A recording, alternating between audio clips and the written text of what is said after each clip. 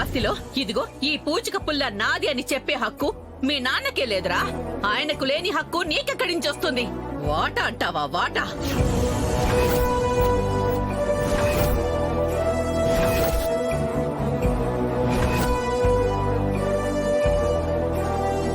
ఏంటి మీరు చెప్తుంది? నిజం.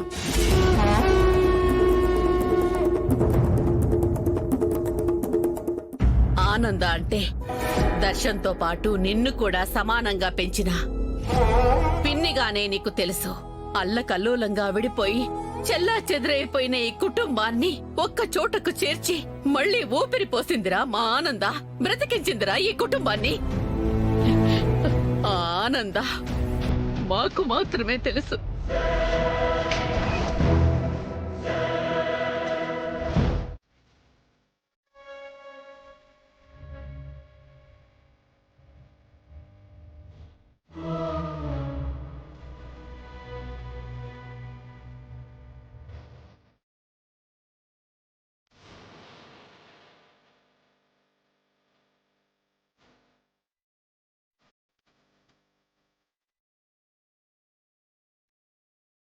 ఏంద్రా ఇది మీరంటా ఉండేది?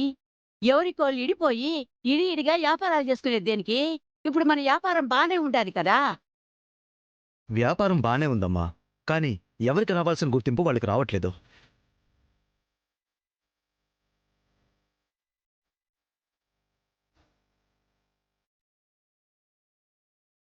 ఎలాంటి గుర్తింపు? నీ వెనకాల మీ అన్నయ్య ఉన్నాడు కాబట్టి నీకు సాగుతుంది అంటున్నారు. ఒకరు అన్నారని కాదు నాన్న, ఒకరికి ఒకరం తోడుగా ఉన్నామని మీరు అనుకుంటున్నారు. కానీ ఒకరి మీద ఒకరం ఆధారపడి బతుకుతున్నామని మాకనిపిస్తుంది.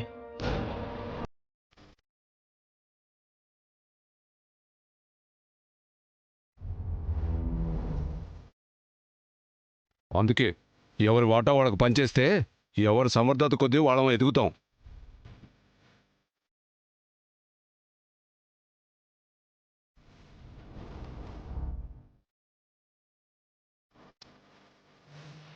బావగారు, మీరు కూడా అలా మాట్లాడితే ఎలాగండి? అన్నదమ్ములు విడిపోయారు అంటే అందరిలోనూ చులకనైపోవు.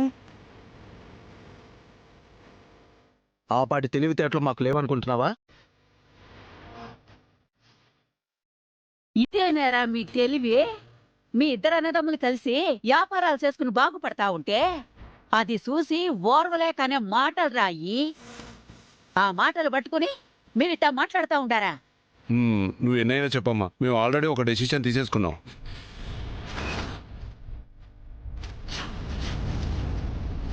అంటే ఏందబ్బి?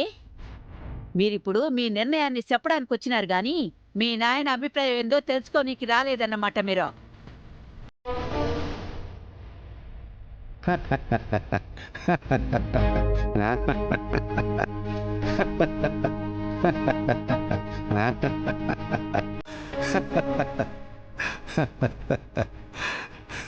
ఏందయ్యా నువ్వు ఇట్టా నవ్వుతా ఉండవు?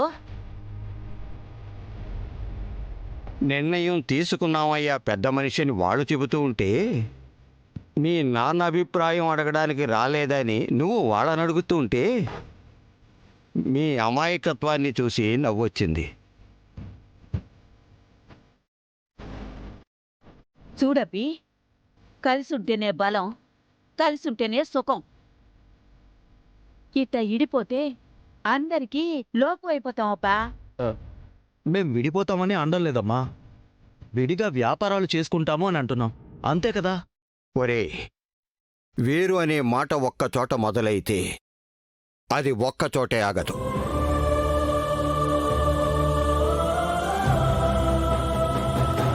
సరే, మీరు కోరుకున్నట్టుగానే ఆస్తిని వ్యాపారాన్ని ఇద్దరికీ సమానంగా పంచేస్తాను.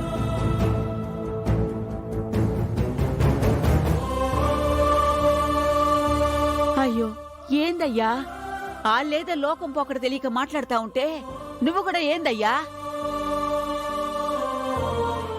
లోకం తెలీదా? తెలియకపోతే తెలుసుకుంటారే. ఎవరికి వాళ్ళగానే తెలుసుకోవాలి. కానీ ఒకరు చెబితే అర్థం కాదు. పైగా కన్నవాళ్ళు చెబితే అస్సలు అర్థం కాదు. అది కాదు మావయ్య గారు. నేను వాళ్ళని ఏం అనడం లేదమ్మా. మీరు కోరుకున్నట్టుగానే చేయండి.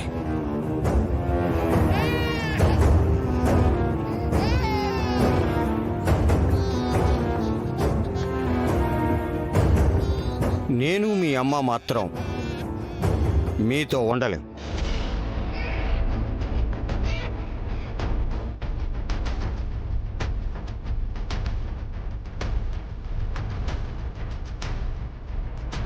అదేంటి నాన్నగారు, మాతో ఉండకుండా అమ్మా మీరు ఎక్కడికి వెళ్తారు? ఉన్న పళంగా ఇలాంటి ఉపద్రవం ఎదురవుతుందని ఊహించలేదు కదరా. ఒకవేళ ఇలాంటి పరిస్థితి ముందే వస్తుందని ఊహించగనుకుంటే ఏదో ఒకటి ఆలోచించుకుని పెట్టుకునేవాళ్ళం. కానీ మీరు చెప్పిన మీ నిర్ణయానికి ఇక మీదట ఆలోచించుకోవాలి.